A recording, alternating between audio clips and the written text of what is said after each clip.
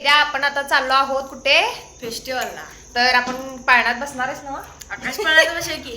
मी नाही आकाश पाळण्यात, मला भीती वाटते गाईज, पण हा सगळ्या पाळण्यात बसतो.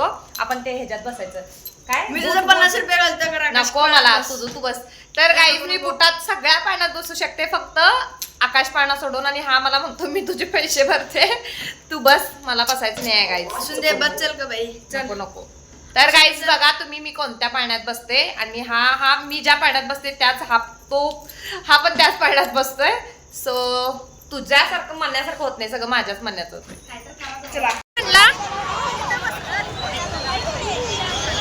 हे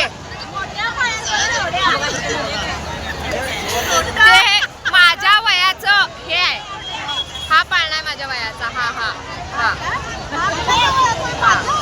आणि तुमच्या वयाचा पाळणा हा.